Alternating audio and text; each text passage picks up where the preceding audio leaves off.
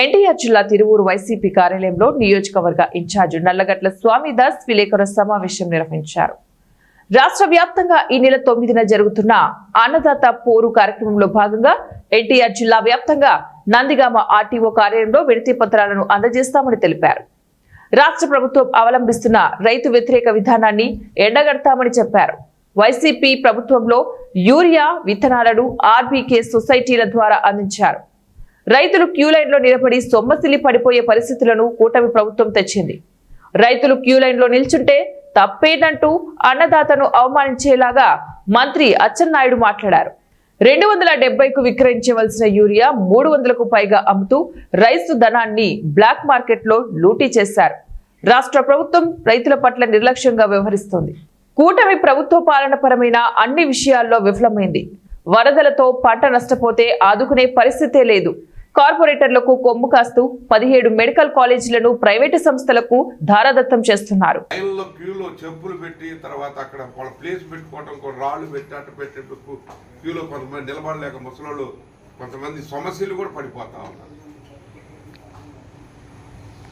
వ్యవసాయ శాఖ మంత్రి అచ్చెన్నాయుడు అంటా ఉన్నాడు, ఏంటి బఫేకి భోజనానికి నిలబడవచ్చు కానీ యూరియా కట్ల కోసం మీరు నిలబడలేదా రైతులను అడుగుతున్నాడు. దేని ఏమిటి పోల్చడం అంటే అన్నదాతని ఈ విధంగా అవమానపరచడం, కించపరచడం వీరికి భావ్యం కాదు అని చెప్పి తెలియజేసుకుంటా ఉన్నాను. ఇది చాలా దుర్మార్గమైనటువంటి విషయం. ఈరోజు 270 అమ్మాల్సిన బస్తా ప్రైవేట్లో 300 పెంచుగా 400, 250 నుంచి 300, 400 దాకా పెంచుగా అమ్ముతున్నారు. బ్లాక్ మార్కెటింగ్ చేస్తున్నారు. ఈ బ్లాక్ మార్కెటింగ్ లో ఈ రాష్ట్రంలో 250 నుంచి 300 కోట్లు రైతు ధనం లూటీ అయిందని చెప్పి తెలియజేసుకుంటా ఉన్నాను. ఇవన్నీ ఎక్కడ చేరుతా ఉన్నాయి? అసలైన బ్లాక్ మార్కెటింగ్ మీరు ఎందుకు అవకాశం ఇచ్చారు? నిబంధనలు ఉన్నాయి కదా. ప్రైవేట్ డీలర్స్కి 50%, అదేవిధంగా ప్రభుత్వ శాఖల నుంచి 50% ఇవ్వాలని చెప్పి, అయినా వైలేషన్ చేసి ఈ విధంగా చేస్తూ ఉన్నారు. రైతులంటే వీళ్ళకి ఇష్టం లేదు. మనకు 6 నుంచి 7 లక్షల మెట్రిక్ టన్నుల ఈ సంవత్సరానికి అవసరం ఉంటే షార్టేజ్ వచ్చిందన్నటువంటి విషయం మీకు తెలియదా? రైతులు ఏం చేస్తూ ఉన్నారు? వీళ్ళు కనీసం అవగాహన లేకపోకుండా, కనీసం అవగాహన లేదు, రైతుల పట్ల నిర్లక్ష్యంగా వ్యవహరిస్తూ ఉన్నారు.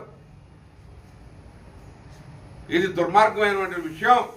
ఇదే 9వ తారీఖున మేము పెద్ద ఎత్తున రైతాంగం మొత్తం కూడా తీసుకొని ఈ కార్యక్రమంలో మేము పాల్గొంటామని చెప్పి తెలియజేసుకుంటా ఉన్నాం. 9వ తారీఖున ఒకటే తెలియజేసేది, ఈ ప్రభుత్వం అన్ని విషయాల్లో కూడా ఫెయిల్యూర్ అయింది.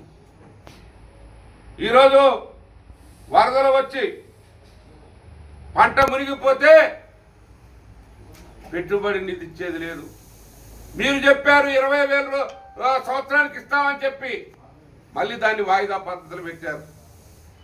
అదే కాదు, ఈరోజు 0 వడ్డీకి రైతులకి డబ్బులు ఇవ్వట్లేదు. అదేవిధంగా రైతు ఉచిత ఇన్సూరెన్స్ లేదు, పంట నష్టానికి ఇన్సూరెన్స్ లేదు. అదేవిధంగా రైతుకి ఏ విధమైన ఇన్పుట్ సబ్సిడీ ఇవ్వట్లే. పంట నష్టం జరిగితే వెంటనే గవర్నమెంట్ ఎస్టిమేట్ చేసి ఎన్యూమరేట్ చేసి రైతుకి ఇన్పుట్ సబ్సిడీ ఇచ్చేటటువంటి విధానం జగన్మోహన్ రెడ్డి గారు తీసుకొచ్చారు. జగన్మోహన్ రెడ్డి గారు చేస్తూ వచ్చారు. మరి మీరేం చేస్తున్నారు? మేము ప్రశ్నిస్తూ ఉన్నాం.